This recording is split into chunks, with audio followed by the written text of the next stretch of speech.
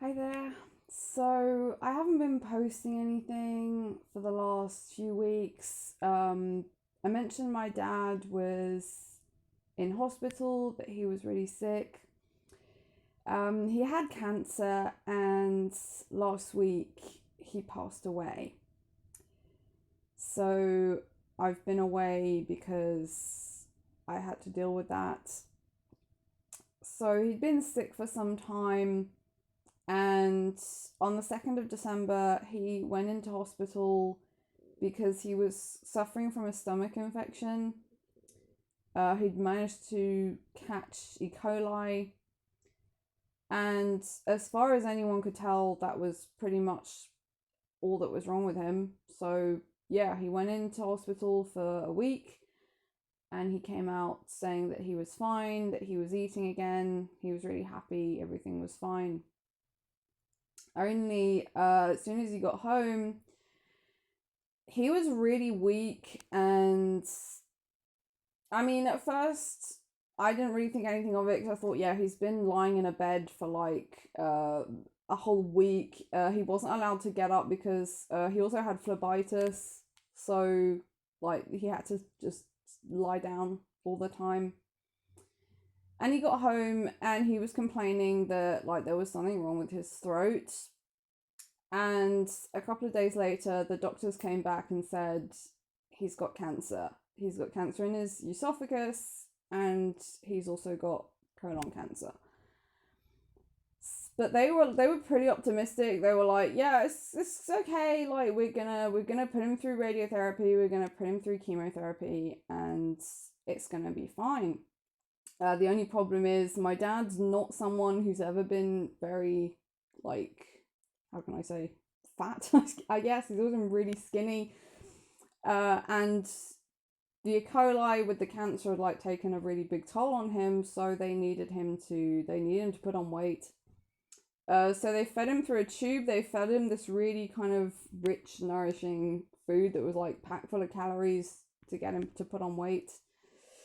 And it actually worked for like a few days. He started putting on weight again, and we were like, okay, fine, give this a couple of weeks, and he'll be able to go through radiotherapy, and it's going to be fine. Only very shortly after that, within the space of like 24 hours, he completely lost the ability to swallow.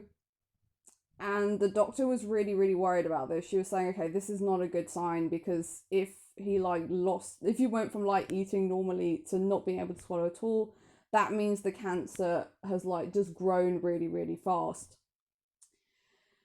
So yeah, and from that point on, despite, like, they kept increasing his doses of like nourishment, he went from 750 calories a day to, I think, over 4,000, and he was still losing weight.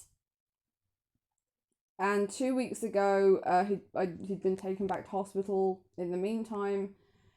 2 weeks ago, the doctors called me and said, there's nothing we can do.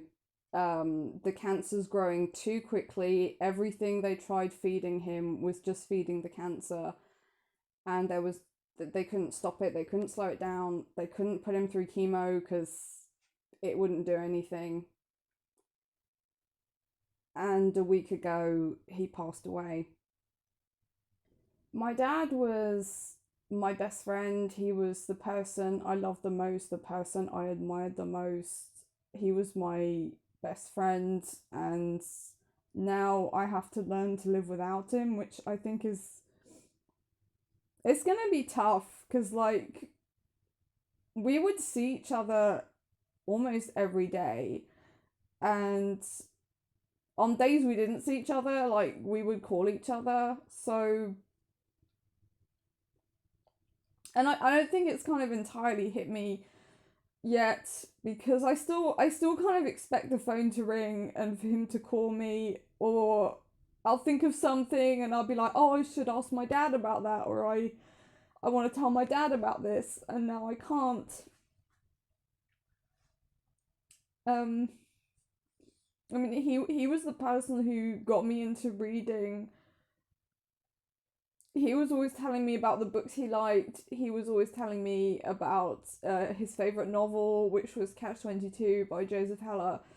He was always telling me about Steinbeck. He was always telling me about Ray Bradbury. He was always telling me about Kurt Vonnegut. He was always talking about a writer, and there were like more recent writers that he really started to get into. He really liked Michelle Paver. He really liked Cherie Priest.